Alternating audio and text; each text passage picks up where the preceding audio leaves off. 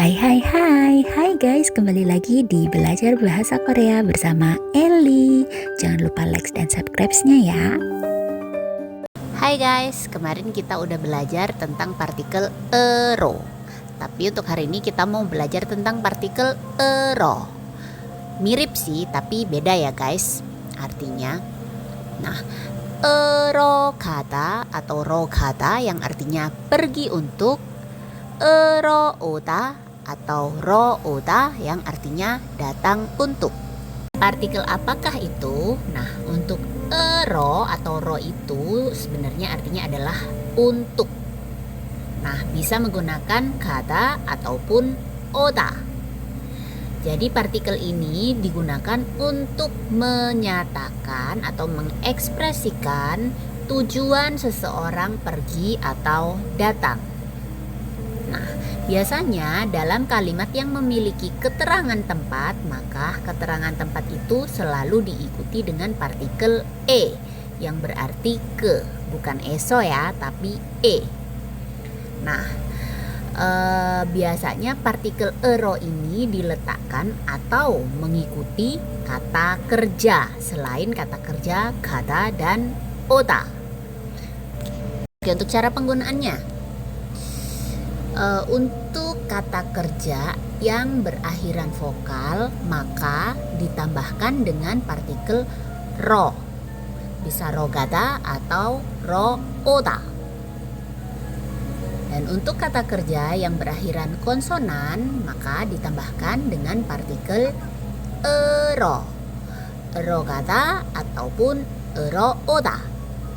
Nah, untuk kata kerja yang berakhiran dengan konsonan real maka langsung saja ditambahkan dengan partikel ro, yaitu ro gada atau ro oda.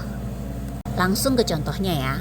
공부하다, kata dasarnya 공부하 berakhiran vokal. Nah, karena diakhiri vokal maka ditambahkan partikelnya ro, bisa ro oda atau ro gada. Nah, jika ditambahkan dengan ro oda maka menjadi 공부하러 오다. Contoh kalimatnya, 학교, keterangan tempat sekolah. Keterangan tempat tadi selalu ditempelkan atau diikuti dengan e yang artinya ke. Nah, kata kerjanya 공부하다, dan-nya hilang sehingga menjadi 공부하, artinya belajar. Partikelnya apa tadi? ro, artinya untuk. Odanya berubah menjadi wassoyo, masuk ke dalam kalimat. Karena ada sang siet maka ini merupakan bentuk lampau, artinya datang atau sudah datang gitu. Sehingga kalimat 학교에 공부하러 왔어요 artinya, kalau diartikan dalam bahasa Indonesia, datang ke sekolah untuk belajar. Contoh yang kedua, mokta. Mokta kata dasarnya mok. Nah, diakhiri dengan konsonan maka ditambahkan partikelnya ero. Bisa ero gada atau ero oda.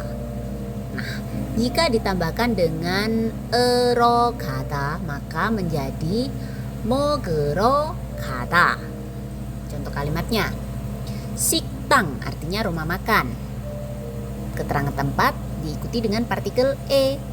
E artinya ke, 고기를 artinya daging sebagai objeknya, 먹다, dan-nya hilang jadi mok, artinya makan, ero artinya untuk, dan 가요 artinya pergi.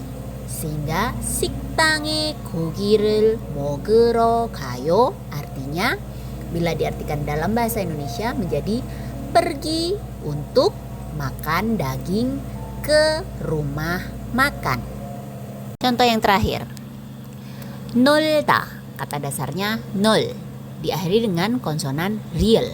Maka dari itu langsung ditambahkan partikel ro gada atau ro oda.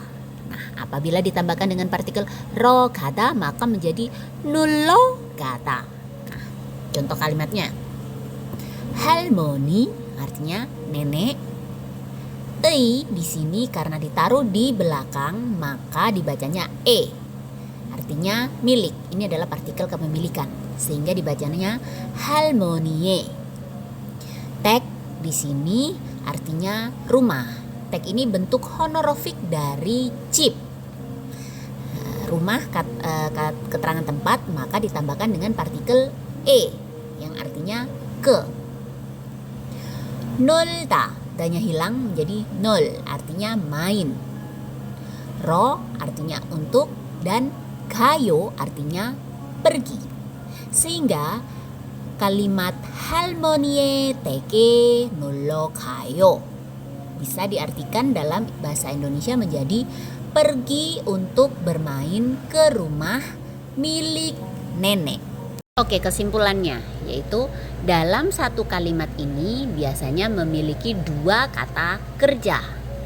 Nah, untuk kata kerja pertama, maksudnya kata kerja pertama yang ditulis dalam kalimat bahasa Korea itu adalah kata kerja yang merupakan alasan atau tujuan dari subjek ini untuk datang atau pergi ke suatu tempat.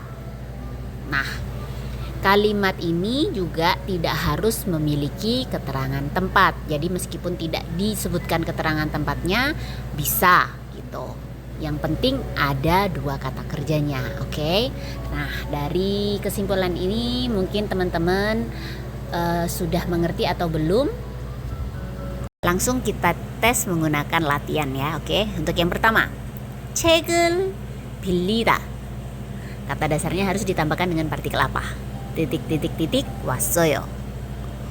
Yang kedua, 공원에 스트레스를 풀다. 풀다 ini harus ditambahkan dengan partikel apa? titik 가요. Yang ketiga, pergi ke pasar untuk membeli buah. Nah, ini teman-teman coba tulis dalam bahasa Koreanya bagaimana menggunakan partikel yang sudah kita pelajari tadi, oke? Untuk jawabannya teman-teman bisa tuliskan di kolom komentar ya. Kita belajar bersama, oke? Kalau ada pertanyaan yang mungkin belum dimengerti, boleh juga ditulis, dan juga kritik atau saran bisa ditulis juga di kolom komentar, oke? Terima kasih, selamat belajar.